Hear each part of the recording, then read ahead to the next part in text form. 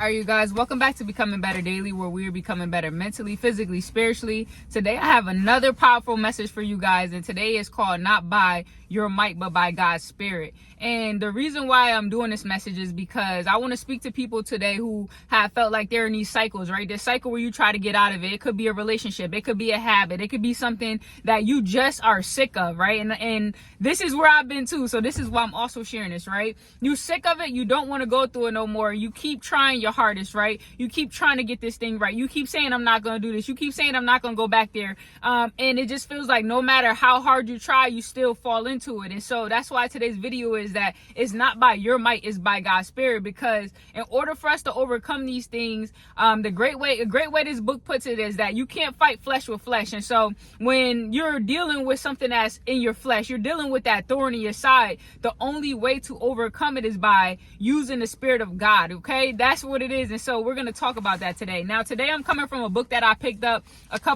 maybe like a week ago now. And it's called What About Me by Joyce Myers. But I think that this story in here and this one part that I'm going to read to you today is going to shift something in your mind. And when it shifts in your mind, you're going to feel empowered. You're going to no longer feel like you got to stop the cigarettes, or you got to stop watching the videos, or you got to stop calling your ex, or you got to stop smoking or drinking, or whatever it is that you feel like you do. Shopping too much, because it could be anything that you feel like you're going through. I don't want to limit it. Spending your money unwisely, feeling like I'm trying to control these things. Well, once you realize this, that it's not you who's going to stop, it's God's Spirit that's going to overcome these things, because Jesus already did it on the cross. But we can't fight flesh with flesh. We got to come with the spiritual weapons, because we know that our weapons are not for flesh and blood. They're not carnal, but they're for strongholds and pulling down, right? They're spiritual weapons. So in this story, in this book where I'm coming out of, I want to share a little bit of this story because it helps us. Even if you're not dealing with addiction, there's something in your life that you're tired of, a cycle that you're tired of, even if it's a thinking cycle that you want to overcome, and you can use this story to implement. So Susan, she talks about she was in addiction for 30 years. So I'm going to read a little bit of this, and then I'm going to go over to the next page, and then we're going to talk about it. So Susan says, I was in addiction for 30 years. I was a functioning addict. I worked, but my life outside of work focused on me. When you're an addict, your life revolves around getting high. I don't know any addict that doesn't think about themselves excessively. You just want to feel better, but you never feel better because of the guilt and the shame of getting high. So it's a vicious cycle. When I gave my life to Christ and accepted his love for me, he not only set me free from my addiction, but he taught me an important lesson about love for other people. Had I not developed the lifestyle of helping others, I could have fallen back into addiction. God knew I had to get my mind off myself and onto others to live the life I'm living today. I realize now that the number one reason for staying in bondage, stay with me, y'all, is keeping your mind on yourself too much, right? So sometimes we stay in bondage because we like, oh, I got to stop watching this. I just did it again. I did it again.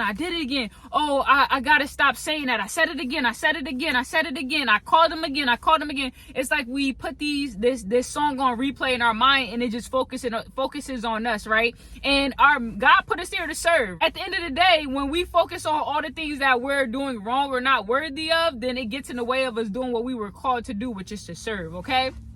And so let's keep going a little bit. It said, God has taught me that it's not all about me, and shown me that the importance of realizing that he is God and that he loves me. I'm important to him, and other people are just as important to him. I am to love those people as he loves them and try to bring honor and glory to him through the way I act towards others. So she talks about how she started a jail ministry, and in that jail ministry, she realized that the one thing that she was fighting to overcome when she finally got out and started serving the jail ministry, she realized 90% of the women that she was talking to in the jail or in prison was dealing with the same thing as her, substance abuse. But imagine if she had not got out of her own way and started to serve people, and then she could see how the same thing God was working through with her, she could encourage other people. That is how she got free. Now, I want to go a little bit into this because I think this was so good right here. It said, and this is something that a man named Derek Prince said. It says, endeavoring to live the Christian life by your own efforts is the greatest single hindrance to walking in the Spirit.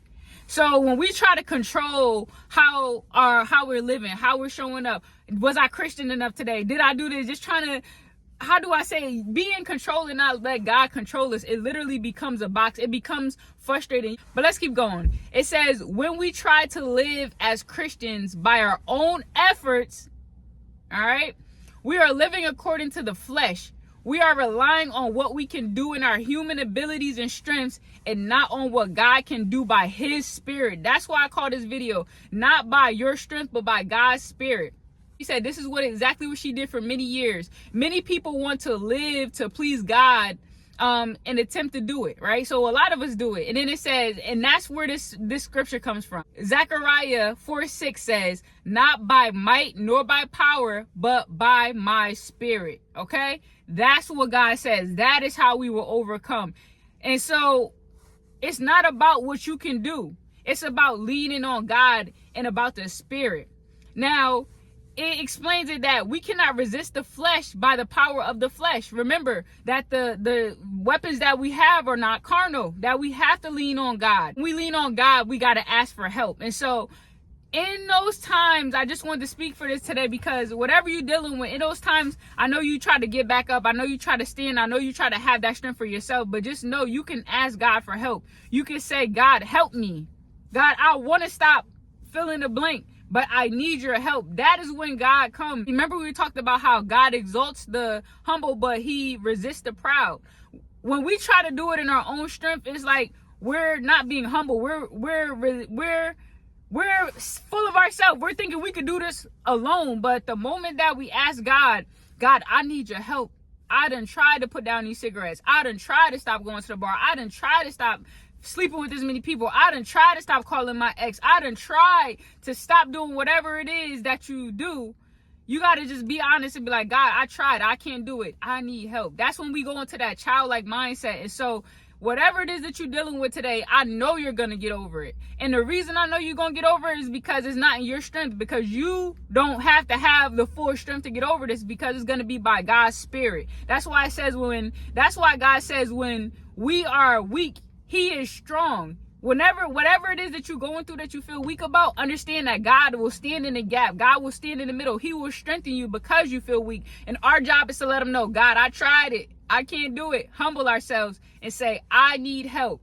And the last thing I'll say is that's one of the hardest things for us to do. We live in a society where people just act like they don't need help. People will struggle with groceries. This is a good example right here.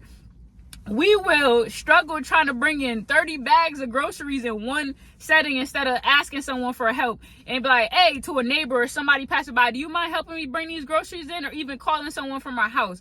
That's how hard it is for the world to ask for help. We live in a world where people will struggle through an assignment but won't reach out to the teacher and say, I need help. But God is saying today, with whatever you're going through, that you don't have to go through it yourself, that you can go to God and say, I need help. I need help paying these bills. I need help raising these kids. I need help getting into college. I need help get out of lust. I need help to fight this addiction, Lord, that I can't do it by myself, but I know you can help me. And so I encourage you today to tell God, I need help, because he's waiting. He's knocking at that door. He wants to help you.